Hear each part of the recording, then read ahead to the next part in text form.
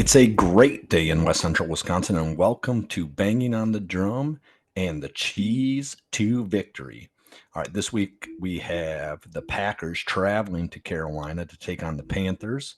The Packers have had a rough go over the last couple of weeks, and I guess without further delay and digging into why we had a rough go over the last couple of weeks, we'll jump into our keys to victory. All right, so I guess from the jump, defensive play calling needs to be better. And this can happen in one of two ways. Um, Either the players need to understand what is going on, understand the plays better than they currently are, or the coaching needs to put the players in better situations. Now, I've seen kind of things say both ways. What's going on here? I tend to believe that it's a coaching issue and not a players issue, but I could be wrong on that. So that's key number one is defensively, we need to at least understand the game plan. The game plan needs to be executable, I guess, for lack of a better way of putting it. Um, Two, control the turnover portion of the game. We need to have more turnovers than the other team gets. We need to create those turnovers. Jordan Love needs to continue to play very, very clean football. Don't let the Panthers defense come in and get to him. Continue to play clean, and then make Bryce Young and the Carolina Panthers really struggle to complete plays without high risk situations. And then in those high risk situations, take the ball away from them. I would like to see them play for interceptions much more, be much more aggressive defensively, and then really put a lot of pressure on Bryce Young and force a fumble there. With that being said, force the Panthers to use the passing game. Bryce Young has struggled pretty much the entire season.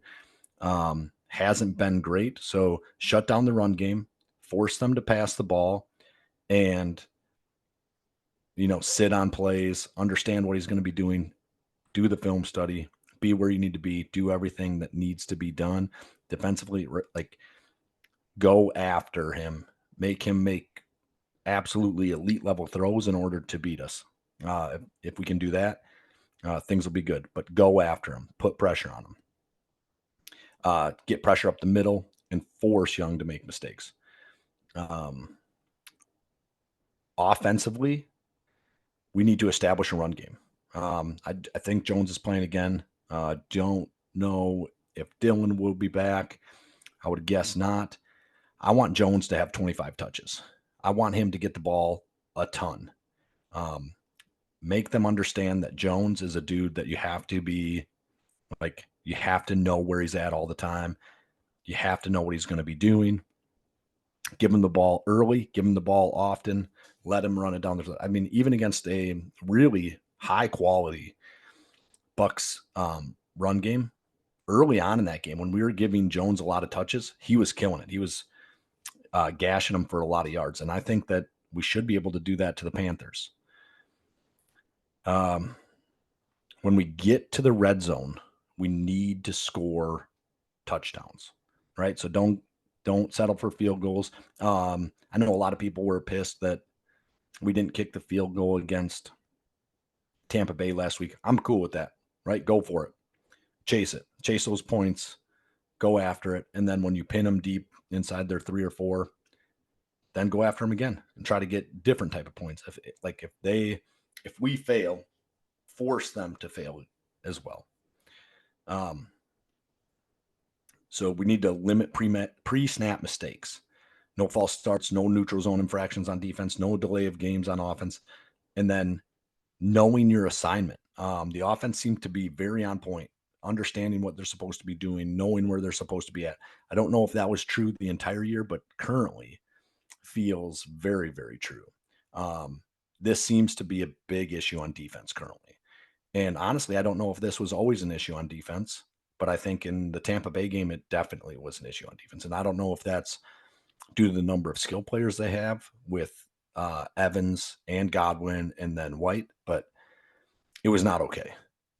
Definitely not okay what happened. I mean, the Giants did it, and they don't have hardly any skill position players that you'd be afraid of week to week though as well. So I'm not a guy who breaks down film or nothing like that, but it seemed like a problem. John Kuhn says it was a players knowing assignments and players getting to where they're supposed to be.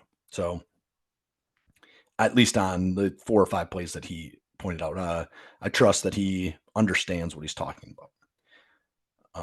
I think I mentioned this before. Don't be conservative. Chase picks, run up the score, make this a no doubter game super early. I feel like we get a lead and then we settle in and we don't push.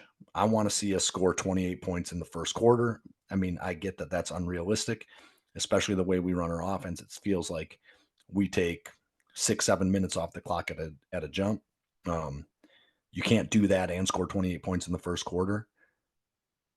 But I would love to see us hit a couple bombs, just break a couple plays and be dominant. And with that said, throw the ball deep, make big plays, run a trick play. My trick play of the week is a double reverse.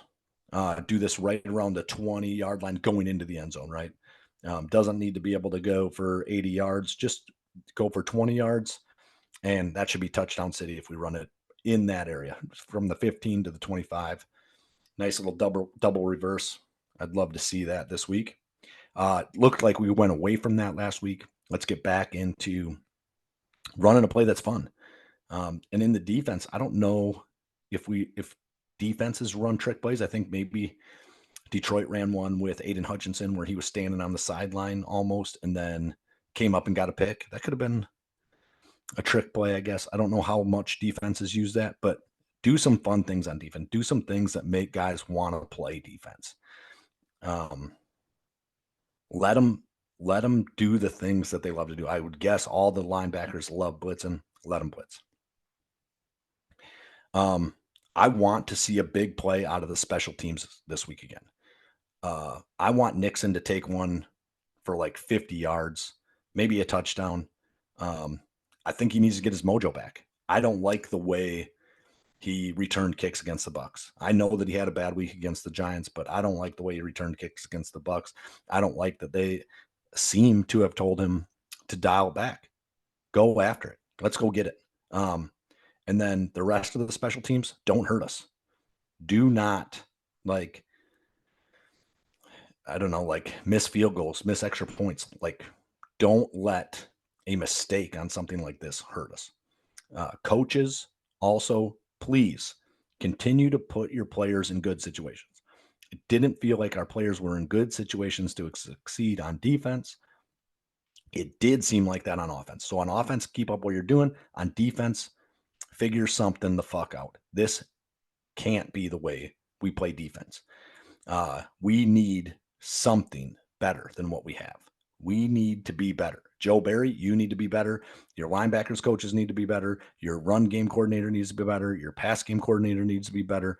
Your defensive line coaches need to be better. Your secondary coaches need better. Everybody needs to be better. Hold yourself to a higher standard. If we want to win out, we got to hold ourselves to the standard that we don't give up points.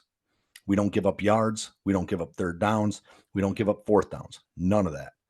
We don't do that. This is Green Bay. We do not lose to bottom feeder teams, right? All right. So those are my keys to victory. And with that being said, Merry Christmas. Go Pack Go. And if you're doubting the Brewers, the Badgers, the Bucks, or the Packers, you can eat our shorts. Roll. All them suckers that doubted the Packers can't eat my shorts. All them suckers that doubted the Packers can't eat my shorts. Beat them. All them suckers that doubted the Packers can't eat my shorts. Eat my shorts.